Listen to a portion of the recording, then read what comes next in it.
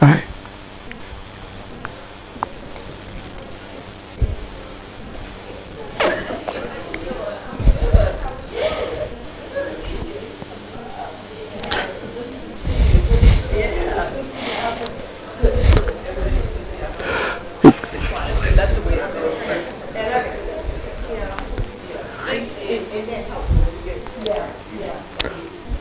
Okay, let me do a volume check on the mic. Does that sound good in the back? Oh, Chris is saying no. Needs more?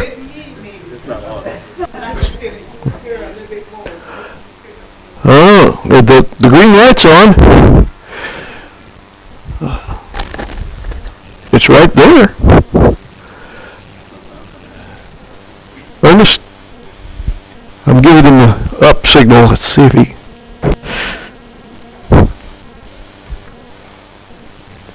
Okay, does that sound any better? Okay, all right. Let's get. I guess it's kind of sensitive.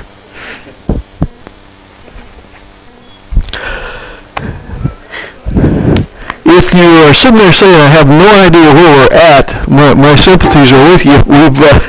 We've had a lot of. Is that too much? Okay. We've had a lot of interruptions on Sunday morning, other things that we've been involved in, but hopefully now we've got kind of an unbroken stretch here, and we can have more continuity. We are going to finish up just a little bit in chapter 10 of Genesis, and mainly get into chapter 11, which is the episode of the Tower of Babel and the scattering of the nations. So if you following along in your student guide, about page 28, something like that.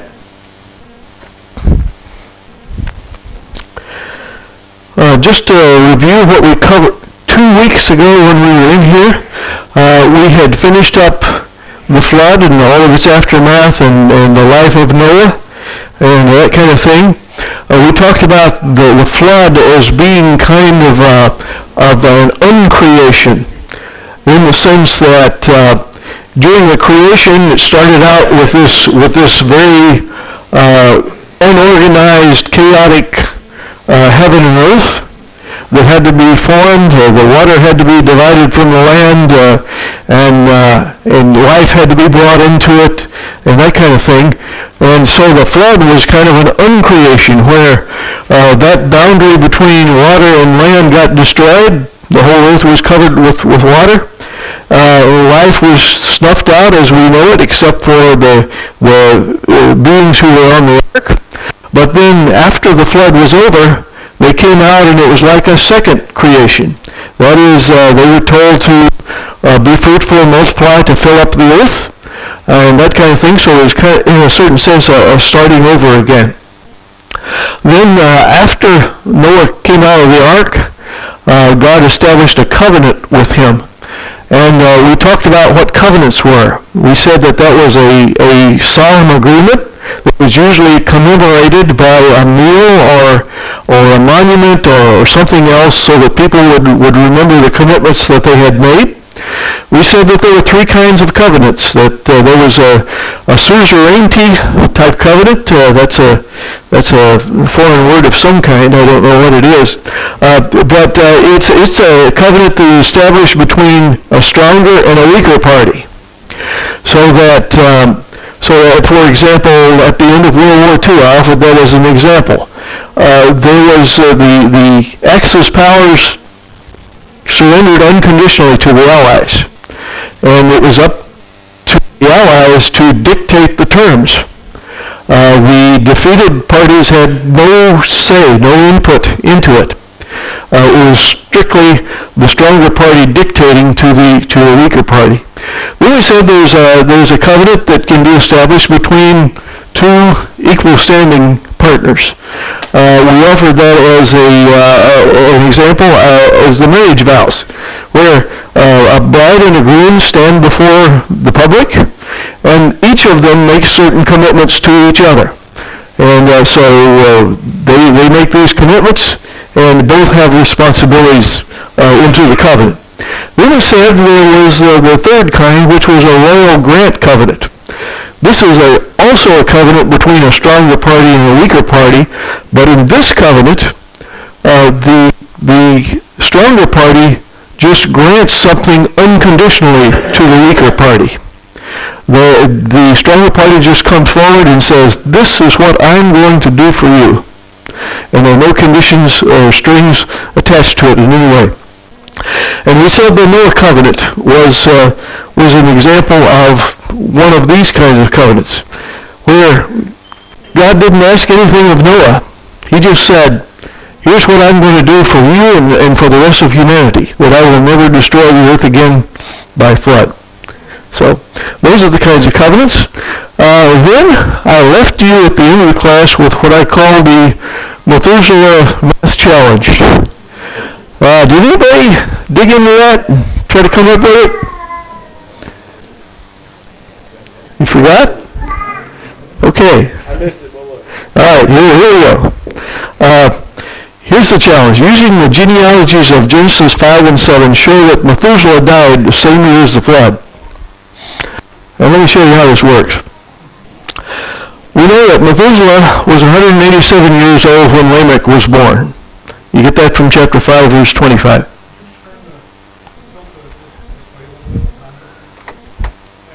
Okay, sure.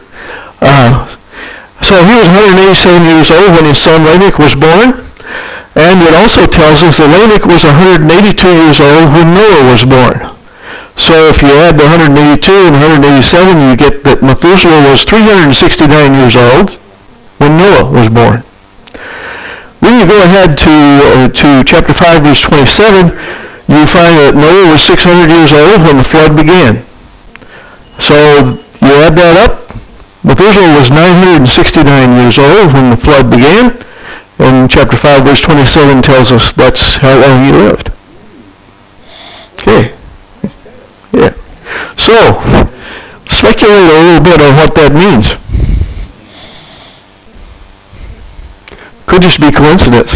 Could just be, he just lived out his life coincidentally the same year as the flood. Could mean something else. Could be he was a devout man of God like Enoch, or along those lines. Oh, you think? I would think if he was taken without dying, that mention would have probably been made of that. Well, I mean, like, my point being, he could have lasted that long because or he might have died in blood. Yeah, there's a possibility. Was he one of those holdouts? We don't know. It's interesting to speculate about it, but that's something interesting about the genealogies. Also, there is a legend floating around among Jewish scribes that I pointed out to you. Noah and family and animals entered the ark, and it was 7 days before the rain began. The Jewish scribes, a lot of them, have speculated that this was a time when Noah and his family were mourning over the loss of Methuselah, over the death of Methuselah. That they had a formal mourning period before the flood began. So, interesting quirk of Scripture. It's interesting to think about. Okay, the last thing that we covered 2 weeks ago was what I call the Table of Nations, and it's largely a discussion of chapter 10 of Genesis. And I think most of you probably would not have the patience to read through chapter 10. It's pretty heavy duty on the names and the places and all of that kind of thing, and most of them we don't really remember that much about them. But it is significant. And I pointed it out to you last week. It's a genealogy of Noah's sons. There's a section for Shem, Ham, and Japheth. It doesn't get its due attention because we tend to just skip over it.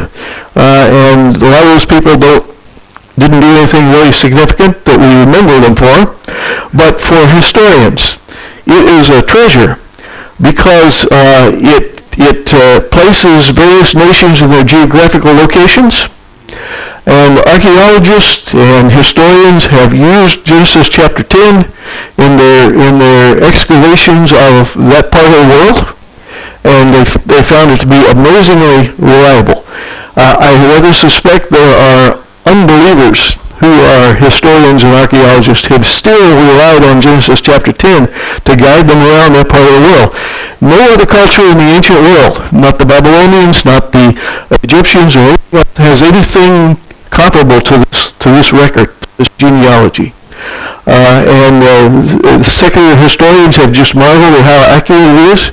When it tells you this tribe lived here, they go and they find out that that's the case. Also, chapter 10 is kind of out of order in Genesis. Chapter 10 is a result of what happens in chapter 11 after the nations got scattered. Also, chapter 10, the populations are subdivided by families, languages, lands, and nations. As I say, it's out of chronological sequence. If you display this graphically, I know you can't read it from where you're sitting, but it tells you how these various tribes and nationalities broke down. And so very, very valuable, and it really reinforces how good Scripture is about a lot of things. Okay. This is a map, and you can see, again, you can't read it, but you can see the nations that are spoken of in Genesis chapter 10 are concentrated in this area, but they also scattered out all over Arabia and Libya and Asia Minor, even some in Europe. So. Okay, let's move on to chapter 11, and I'd like a volunteer to read first 4 verses of chapter 11. Humanity has kind of gotten over the flood, and now we're on to another adventure. Okay? Now the whole world has one language and a common speech. People moved eastward, they found a plain in Shinar and settled there. They said to each other, "Come, let's make bricks and bake them thoroughly." They used brick instead of stone, and tar for mortar. Then they said, "Come, let us build ourselves a city, with a tower that reaches to the heavens, so that we may make a name for ourselves. Otherwise we will be scattered over the face of the whole earth." Okay, they got together and they outlined a new building project, and what was it? Tower. Okay, what's going to be the purpose of the tower? Reach heaven. So what? Yeah. We want to just be famous for something. We want to make a name for ourselves. Okay. The idea is not entirely just this particular instance. The photograph that you see here is of what the archaeologists call a ziggurat, and this was in the territory of Ur, which is where Terah and Abram and his family come from. This was built about 500 years before Moses. It was made out of mud brick, just like the Tower of Babel was. And the brick were fired in an oven, so they stand up to the weather and that kind of thing. And their objective was to get a little closer to the heavens, so they'd be closer to the gods that they worshipped. The idea was not confined just to the Tower of Babel. It was repeated many times over. This particular one is about 210 by 150 as the base, and it's up about 100 feet high. Just an effort to get them a little bit closer to their gods. Okay, so the idea was not entirely new. Genesis chapter 11 starts out by briefing you to the idea that at this point there's one language on the earth. What kind of an advantage would that be if you had only one? Okay. Yeah, exactly. I guess if you only know one language, English is probably the best one to know. But nonetheless, as the world becomes globalized and we begin trading and interacting with other nations, translations become a problem. And understanding across the languages can be very, very difficult. So it were streamlined so that there was only one common language, human relations would be much, much easier. Okay? So what were the motivations of the people for building this? They were actually building two things, a city and a tower. What was their motivation? Right. Yeah, yeah. Yeah, yeah, exactly. They just wanted to make a name for themselves. All right, let's read on and see how this goes. 5 through 9, if I could get a volunteer reader for that. But the Lord came down to see the city and the tower. The Lord said, my people speak in the same language. They have begun to do this. So nothing they can do will be impossible. Come, let us go down and speak their language, so they will not understand each other. But the Lord scattered them from there over all the earth, and they stopped building the city. At his pride, it was called back, because there the Lord the language of the children was there the Lord scattered them over the face. All right, look at verse 5. Can you see some irony there? How well, their ambition was to build a tower that reaches to the heavens. How well did they do? Not high enough to reach the Lord. Yeah. No, you see it, the Lord had to come down. They came up a little short, I would say. Okay? Why would God object to their building this massive tower? Nothing will become impossible. Okay? Yeah. All right. Anything else? Well, I think it was the fact that speaking one language, let the Lord said himself, what can stop it from doing anything he wanted to do? So the tower was just the project of building the city and the tower was just an example of what these people might do if they continue to speak one language. Yeah. Okay. All right. Yes. Yes. I think that's kind of what you were getting to as well. That when they start putting themselves on the same plane as God, they're getting to a degree of arrogance that shouldn't be there. All right. I think they were also vulnerable to bad thoughts. Somebody came up with a bad thought and everybody thought it was good. They could do something else. Yeah. Okay. Good. All right. Okay. Yeah. Eventually, I suppose. All right. We can see why God would object to the building of the tower. Now, they also were building a city. Why would God object to that? Okay, Julie?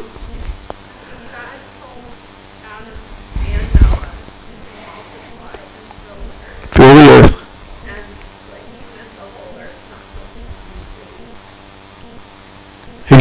Exactly. So their idea was we'll be all clustered up here together. We'll all be together, and we'll leave the rest of the earth untended and unoccupied, and that's our plan. Okay. One of their objectives was to make a name for themselves. How well did they do as far as making a name?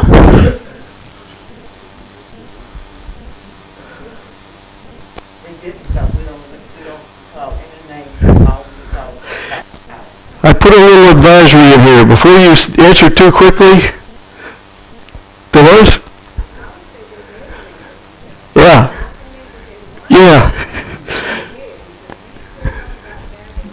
Yes. And the word Babel means confused. So they set out, I'm sure, to not make the name for themselves confused, but that's what they ended up with.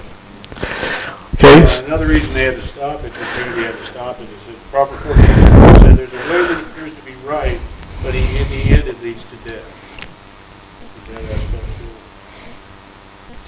Okay. Good. Oftentimes we try to make a name for ourselves. It's the consequence of it. They didn't make a name for themselves. They just made the tower. So the tower is a name after John or after that. Okay. All right. That's what I meant about it. Okay. Good. Because of the incident, we remember that Yeah, take that about it. Okay. Do you think God viewed the scattering of the people of Babel as punishment or as negativity? No. As we pointed out, he wanted them to fill up the earth and tend to it and occupy it and that kind of thing. Okay. Can you think of a New Testament event in which a scattering of people actually served God's purposes? Persecution of the Christians. Yeah. The picture of the early church in the book of Acts is one where you would really like to be a part of it, because they had all of this joy at finding their salvation.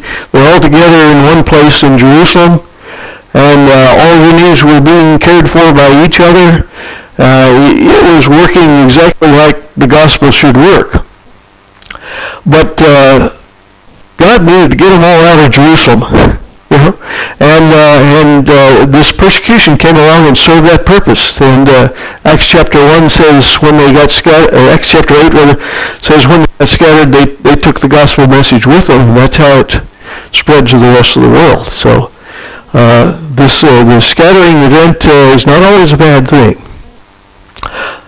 Think about this one for a little bit.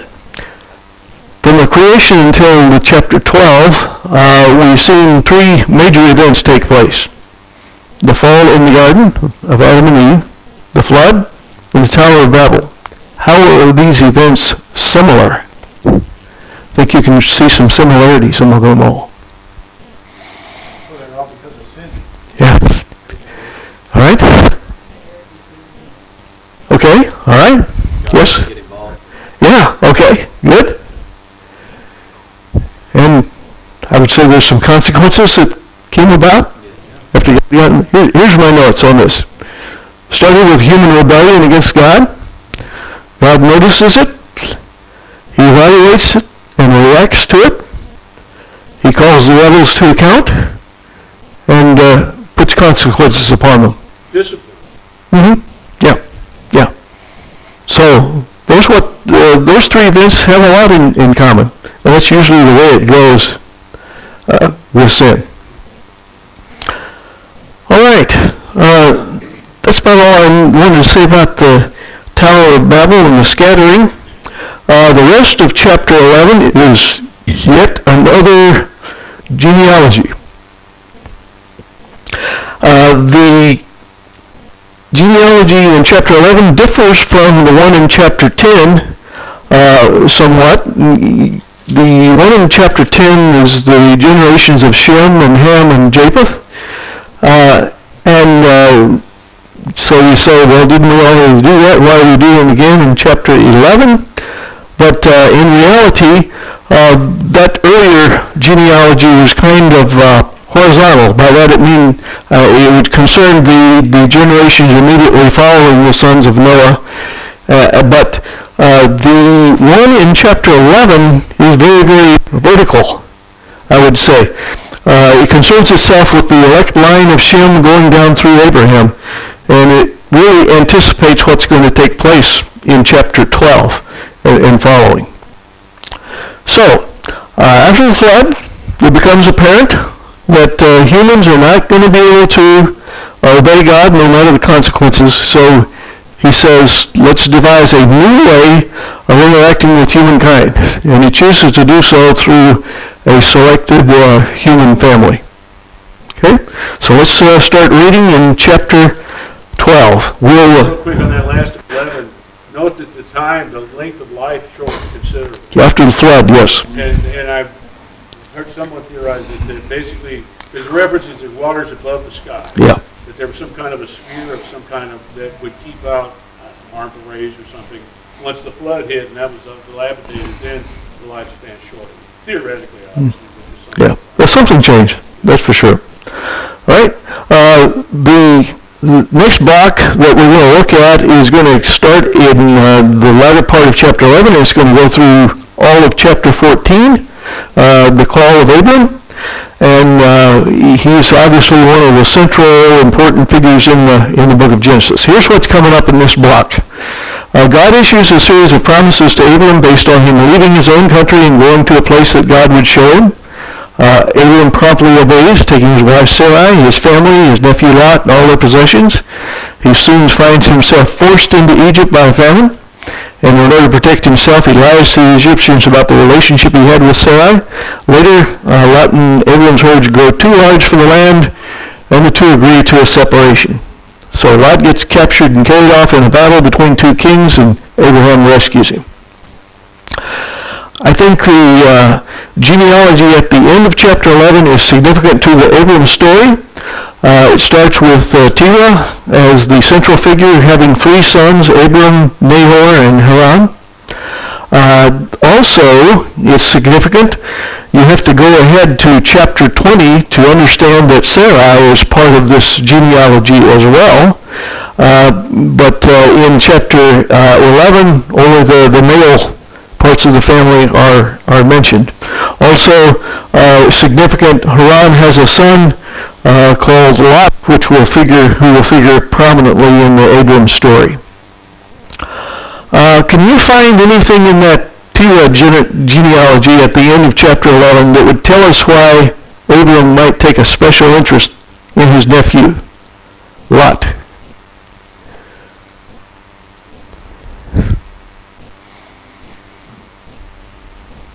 There's something there. Because Aaron died? Yeah, his father died. We don't know how old Lot was when that happened, but Lot's father died, and it looks like Abram took a special interest in him, felt like he needed some kind of a guardian. So that's how he gets connected with Abram. Can you see anything else in this genealogy that I'm displaying that's relevant to the Abram story? Yeah. Okay, Sarah figures into this as well. She's part of this genealogy, and in fact, she is a half-sister of Abram. In chapter 20, verse 12, Abram describes Sarai as the daughter of my father, but not the daughter of my mother. Okay, so Abram and Sarai had the same father, but different mothers, and that's going to be significant as we move along. Sarai is both his wife and his half-sister. All right, let's read the first 3 verses of chapter 12.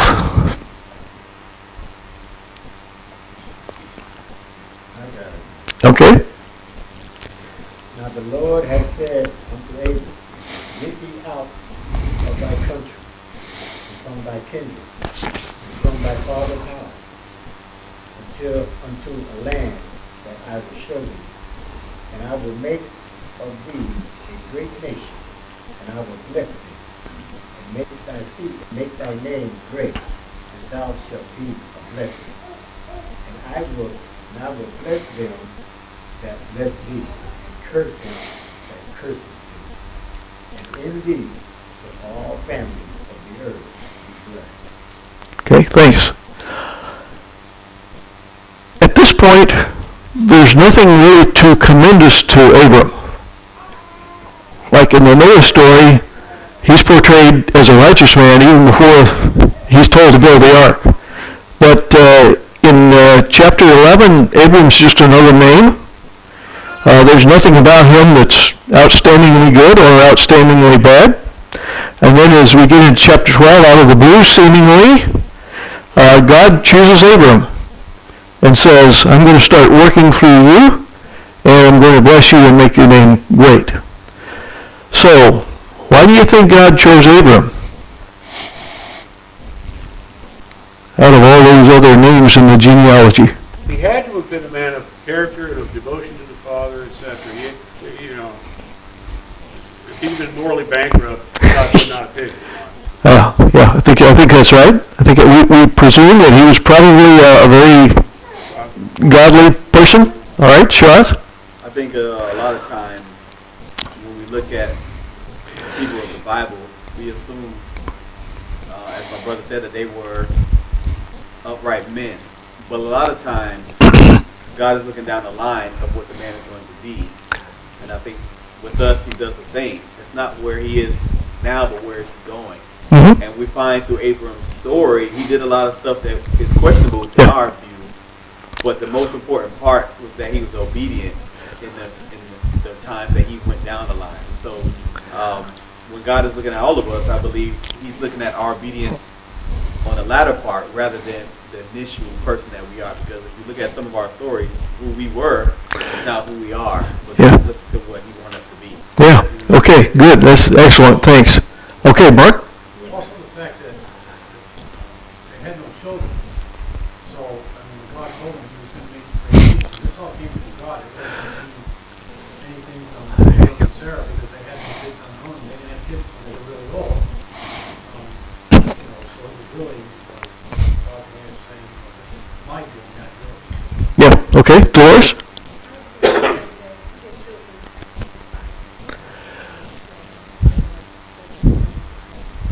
Yeah, Suhaz is pointing out, he wasn't a perfect person, but he might have got some of the little stuff wrong, but he got the big stuff absolutely right. And I think maybe that had something to do with it all. He wasn't perfect by any stretch, and I take encouragement from that. I don't think less of him. I take encouragement from that. That's what I discovered when I read through the Bible. Icon, Abraham, Isaac, Jacob, all of them were liars. And, but their humanity gives me hope. Yeah. Yeah. Throw Moses into the mix, and you, Yeah. Oh, yeah. yeah. All right. What kind of family life do you think Abraham enjoyed growing up in Terah's house? This is a speculative type question. I'm asking it because we're going to point out something about the Terah family. I kind of assume he's the eldest son. I think so. Name is first. Yes. Of Terah's son. That's usually the way they did it, yes. Usually the eldest son gets favored over the younger one. Okay. All right, so and we've already seen his guardian tendencies over Lot, so maybe he felt some responsibility to the rest of the family. Okay, Julie? I don't know how much this affects Abraham, but in chapter 11, Terah already intended to go to the land of Canaan. He'd already left Ur, which was a small region, and they stopped at the village of Haran. Yeah. So, like, we don't really know what that means, or is there, but it's movement. Yeah. Yes? Okay. All right. And I don't know how to, at this point, having been told no more than he has been told, I don't know how to attach significance to that. I'd like for somebody to go over to Joshua chapter 24 and read verses 2 through 4. This might surprise you a little bit.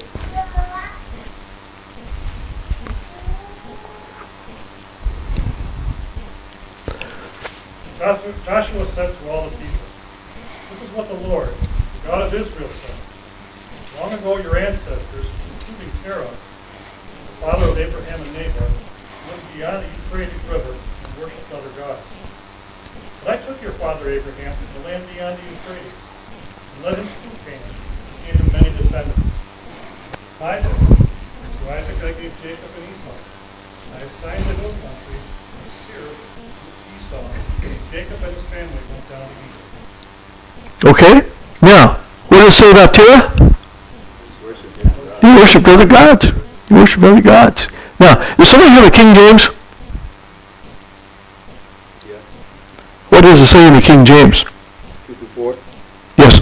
Joshua said unto all the people, Thus saith the Lord, God of Israel, Your fathers dwelt on the other side of the flood in the old time, Terah, the father of Abraham, and the father of Nahor, and they served other gods.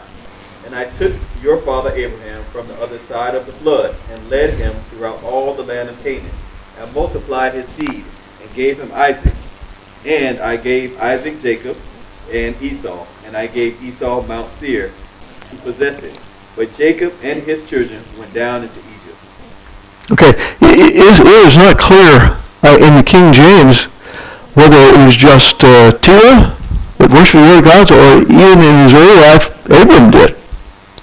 Other translations tend to say that it was just Terah that worshipped the other gods.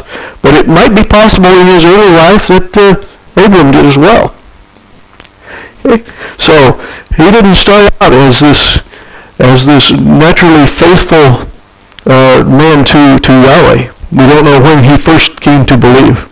But that's what I was wondering too, because like there was no establishment of Judaism until this didn't accept that came via Abraham. So, you know, what did they do? Yeah. Obviously, they worshipped other gods. Yeah. Okay. All right. We've already read verses 1 through 3, and it's packed full. Okay, Shavaz? I had a question just from the study we've been doing.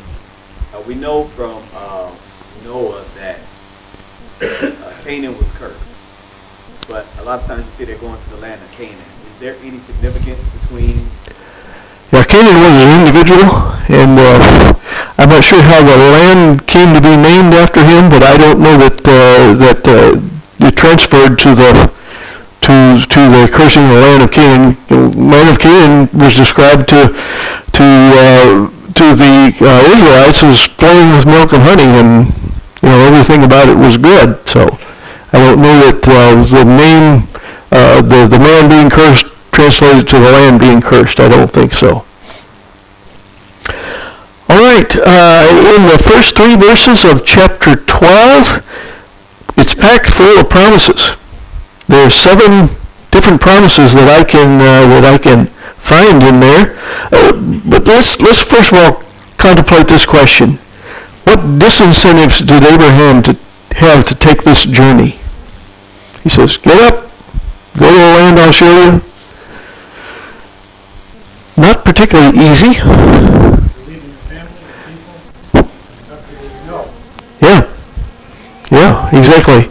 And later on, when they get over there, they send back to find wives for their sons because they've left that country. Okay. What else? Really unknown aspect. Yeah, I'm going to show you. You just go. I'll show you. Trust me. Yeah, exactly. So uprooting what he knew and pitching off into the unknown.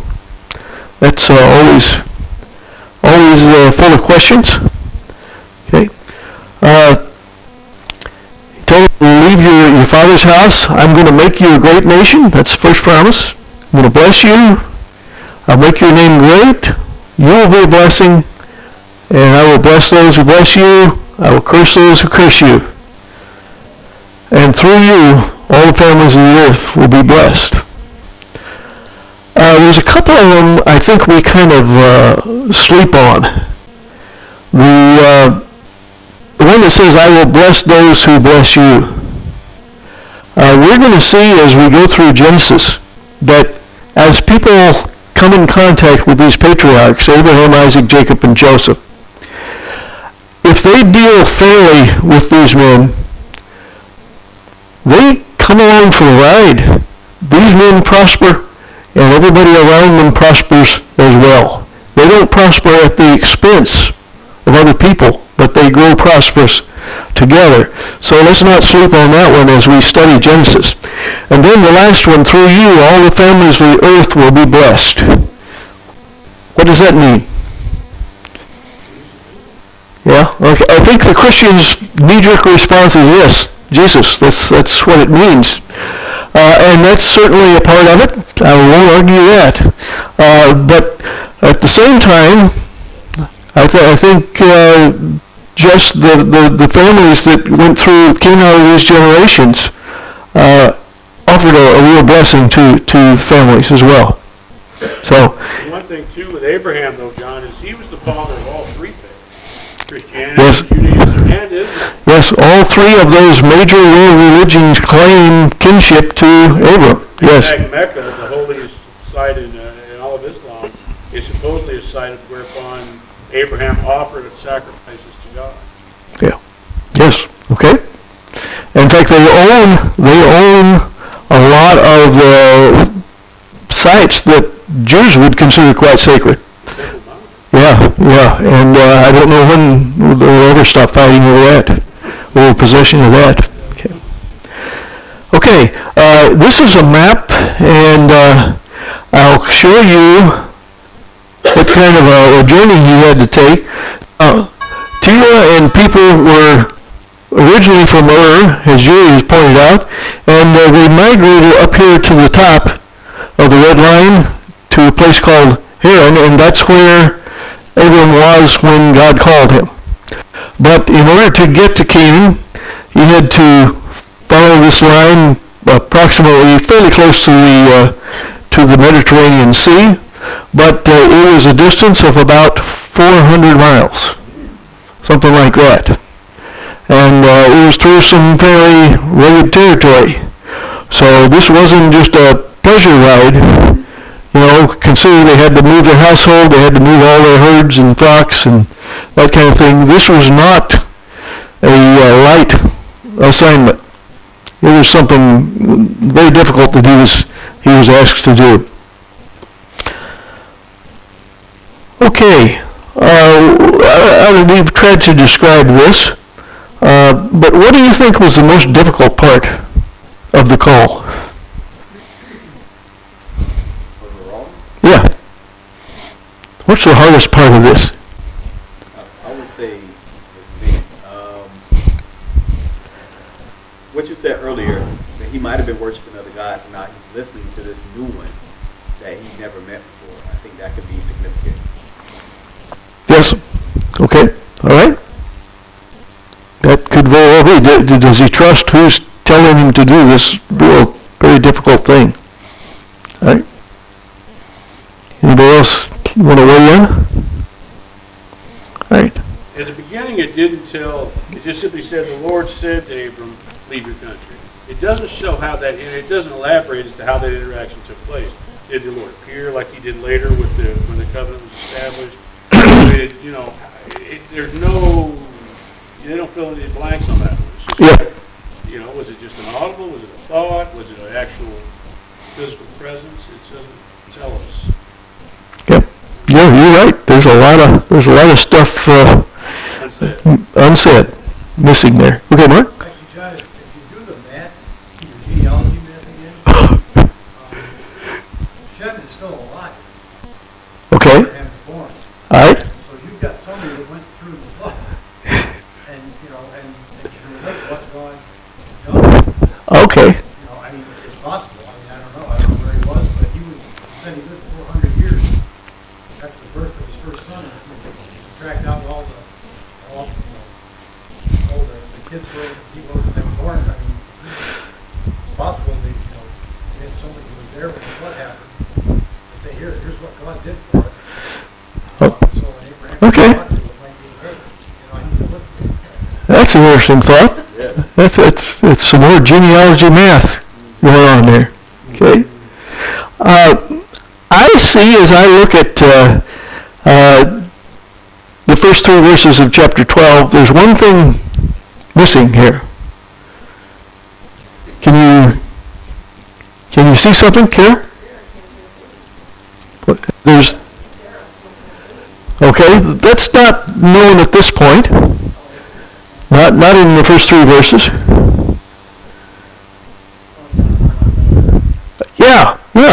If you're going to be a great nation and that kind of thing, you got to have a place to be. And we're really lacking in specifics on that. So Abram didn't really know how that was going to play out, and that gets rolled out to him, just a little bit at a time as time goes on.